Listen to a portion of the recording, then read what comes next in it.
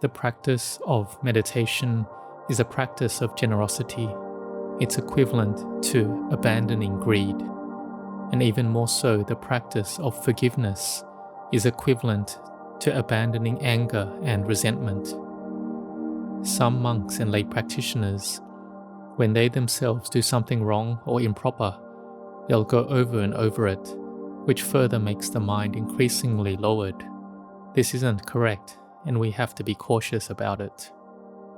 One should give an appropriate measure of self-criticism, and when the mind is good, one should give it some praise. If the mind goes off course, then one should admonish it. But it should not be too excessive. Keep the mind in the middle, maintain calmness, and allow wisdom to arise.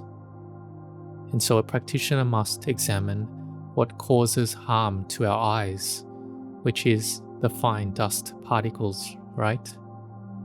What is called fine dust includes dust, lime powder, and other small particles. If we aren't careful, it enters our eyes, causing irritation, inflammation, or redness. This can happen. Why? Because it's harmful to our eyes. The dust is impure and may carry germs, causing irritation to the body. And if it's a dust within that is still present in the mind, it can certainly make the mind defiled and harmed.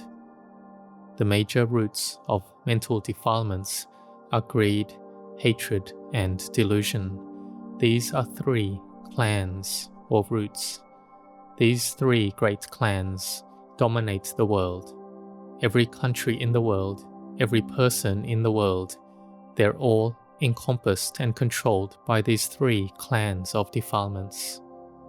We see that in this whole world, there may be large clans or families controlling business and trade in each country. Worldwide, there are major families whose businesses cover the entire world. We've heard of this, right? They reach and control everywhere. That is on the external level, but every mind is still dominated by the great clans of defilements. The roots of greed, hatred, and delusion encompass all, as we have studied before, right? These three great clans are already controlling and present in our minds, causing our minds to be deluded. Defilements arise, which are called latent tendencies, or the things that bind our defilements, and they exist in many forms. For example, delusion about self, about me and mine, doubts in practicing meditation according to the Buddha's teachings, not knowing how to practice, and attaching to this or that, unable to follow the correct path to abandon the self, or being pleased with agreeable objects in form, sound, smell, taste, tactile sensations, and mental objects. There is displeasure from small things that disturb the mind. Even while sitting quietly, we may feel our mind defiled. There is aversion in our minds, which is a more subtle defilement. The first three defilements are self-identity view, skeptical doubt, and wrong grasp of precepts and practices. And those who see the Dhamma initially can abandon them. But the subtle defilements of aversion and sensual desire are more refined. A Sakadagami, a once-returner, still has to abandon those first three defilements. But the sensual desire and aversion is only abandoned at the stage of Anagami, non-returner. And the higher defilements, up to ignorance, avijja, restlessness, and mana, conceit, attaching to a self, it still exists. These can only be abandoned by an arahant, a fully enlightened one. And though we are ordinary people, but it's an ordinary that's not ordinary, because we are people who observe sila, keep the moral precepts, practice generosity, and engage in Dhamma practice. We aren't people who are thick with defilements, without virtue and precepts. Such people are very troubled and cannot have peace of mind. But we are people with generosity, precepts, and meditation. These are called Kalyana Chana, people with a beautiful mind. The mind is already beautiful.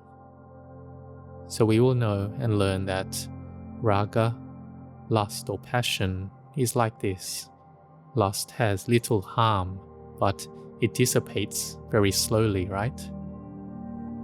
People may love each other, living as husband and wife, which is not against moral precepts, but don't be unfaithful, do wrong with other men or women.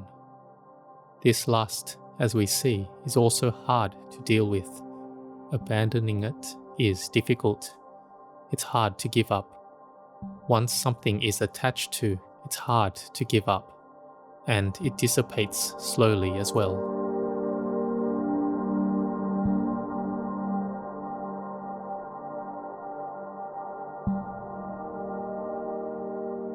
Some people, when they love each other, even if they don't see each other, feel as if they would die or can't bear it. It is that strong and deep of an attachment. And it's not just only to humans, it can be to pets as well. When we love them, we love immediately.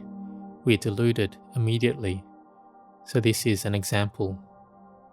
But if it is the root of dosa, aversion, hatred, or anger, it has great harm indeed. It can lead to physical harm, turning love into hate. Many even kill each other when desires are not fulfilled. But even though it's very harmful, it dissipates quickly. Extreme anger arises, and there is killing, harming, and committing immoral acts. Yet the emotion dissipates very quickly. Therefore, if someone comes to apologize or make amends and shows kindness to us, the anger will fade and dissipate quickly. But the important one is delusion, moha. It has both great harm and dissipates slowly. There is a mixture of lust and hatred. Therefore, delusion is dangerous. Delusion doesn't know the Dhamma, the true Dhamma. This is a very serious delusion. Not understanding that the representative of the Buddha is not the monks. The representative of the Buddha is the Dhamma. Whoever sees the Dhamma sees the Tathagata, the Buddha. The Buddha never made the monks his replacement after he was gone. We may decline from Buddhism, but the true Dhamma does not decline. So we must establish firm faith in the true Dhamma. We can meditate with Dhammo. This is important. Giving offerings to put in the monk's alms bowl is showing respect for the Dhamma. It is the Buddha's teaching to create goodness, merit, and wholesome deeds, and to not worship any individual as the foundation. Therefore, moha, delusion, is important. If it is unrecognized, it will exist alongside both greed and hatred. People born in this era do not know merit, demerit, right and wrong, about gratitude, or any such virtues. Sometimes it's said that the child did not wish to be born, but it was the parents who brought the child into being. So being born means the parents must care for us, raise us, and please us according to our way. The parents must think, this is not right. We did not wish for this child to be born. We did not invite this particular mind to be born with us. It comes to be born on its own. Well, we raise it because it has come. The puppies or other young pets are still raised, right? Even animals must be cared for. They love their children. Being born as a human child, they are nurtured and cared for until they're grown up. Their affairs are handled. They're sent to school. Everything. Some parents have the means to send their children to good schools, English language schools, and so forth. But when parents grow old, at the age of 55 or 60, then the children don't give the parents any attention. They forget the goodness that their parents cultivated towards them for 20 years.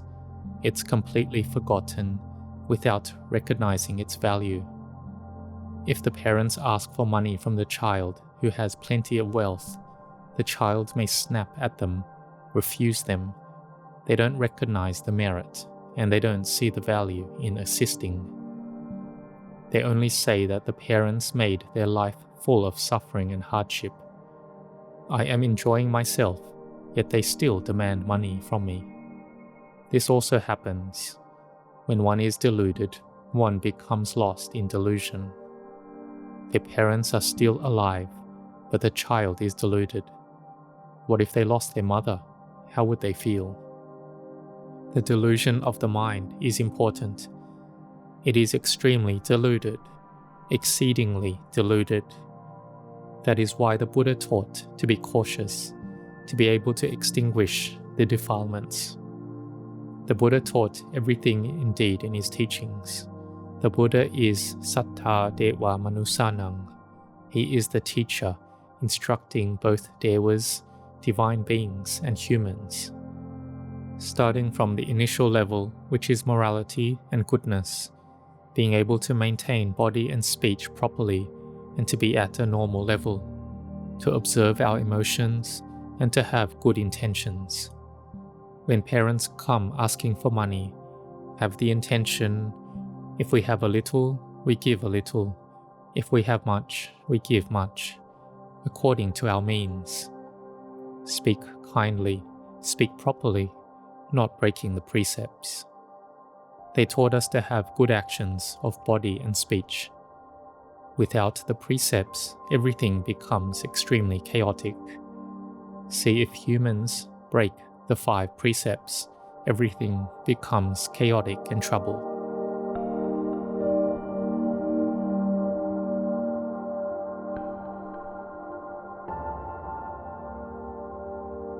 Now, at the intermediate level, how can we win over the mental defilements?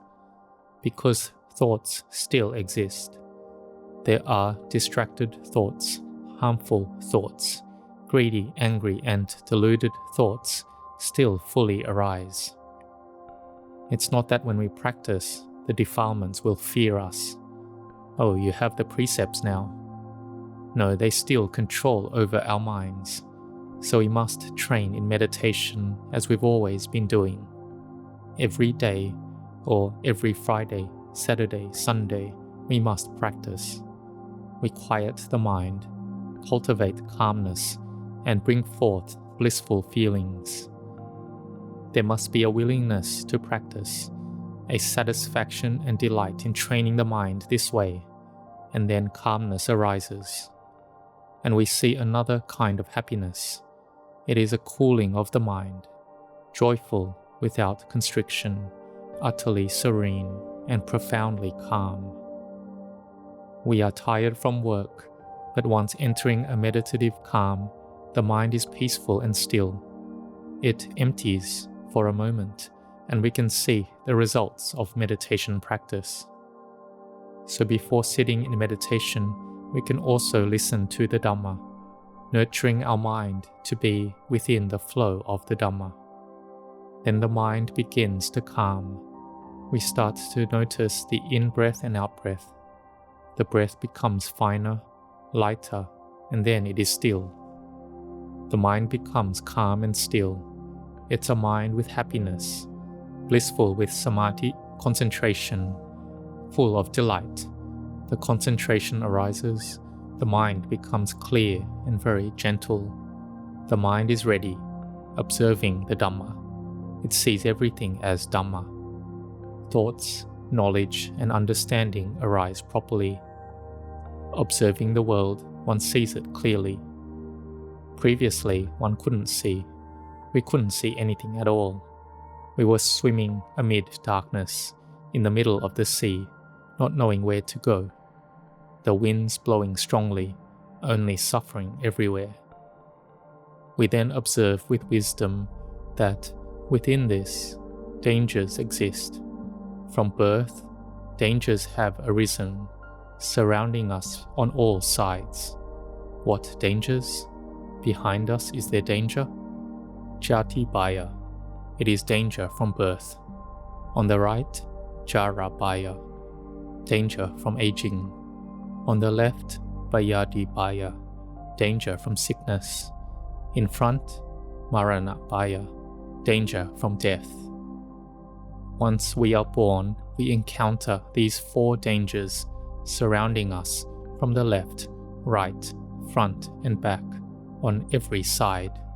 No one can escape them. Those who invent things, modern knowledge, computers or phones, eventually see that real happiness comes from doing what we love, not harming ourselves or others, building good relationships, and engaging in work that brings joy to our lives.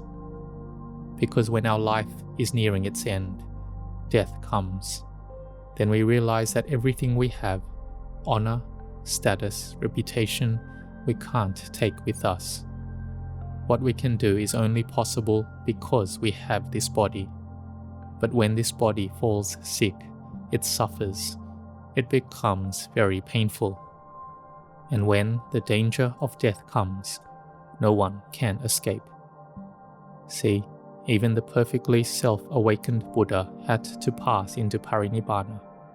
The chief disciples, all the noble disciples, all the arahants throughout the ages, they all passed away into nibbana.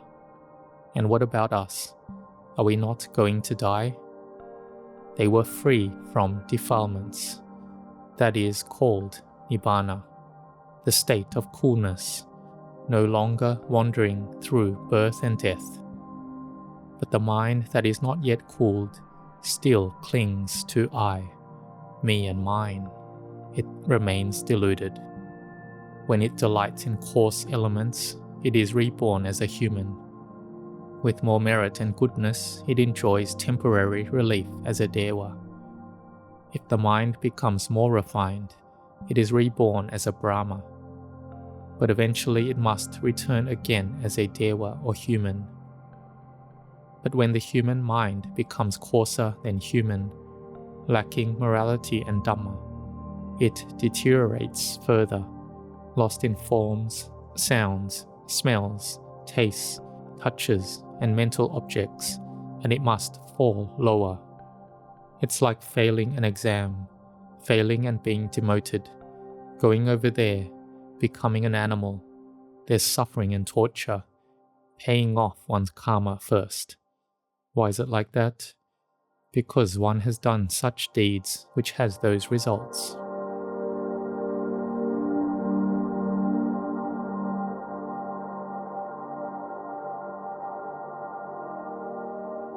If it is even more than that, and the defilements make the mind in the present hot and troubled, it will fall into the hell realms. So there are the hell beings, hungry ghosts, asuras and animals. Therefore, what should one do? One must be cautious. The practice of goodness are from having seen the dangers in samsara, the cycle of birth and death, and having seen the external dangers. The external dangers are countless. Dangers from humans, dangers from society, from bad husbands, bad wives, bad children, bad friends, associating with evil, unruly people. Countless indeed in the society we live in. We drive out from our house and may encounter many more evil people. See, there are dangers everywhere, dangers both internal and external. These dangers do not make our mind improve at all. So we must be cautious. We cultivate goodness, saying, all right, in our life we will train in meditation and concentration to protect ourselves. Moreover, having been born, we have had a long lifespan. Some have had one cycle of 12 years, 24 years, or 36 years. And looking back on it, that is our merit, right? We could have had a long life, up to 24 years or 36 years. There are many people who have died earlier. And those who are young adults, will they live till 50 or 60? That is still uncertain. We must not be negligent. We must cultivate goodness. A person of 60 may not live to 70. A person of 70 may not live to 80. Nothing is certain. For in this life one cannot determine when one will die, where one will die, what illness one will die from, or what time. But one knows that death must come. This world is dark. Those who see clearly are few. A young girl who contemplated with a calm, cool mind and saw that this form, this body, is not ours, not mine, and therefore she could become a Sotapanna, a stream enterer. Why is this? There is wisdom, there is concentration, and having practiced meditation for a year, and having listened to the Buddha's teaching, and wisdom arose. We too must listen to the Dhamma regularly, practice meditation, and one day we will know the Dhamma, see the Dhamma, and the mind will encounter happiness and bliss. May you all cultivate your minds with determination. May you all have prosperity and spiritual growth.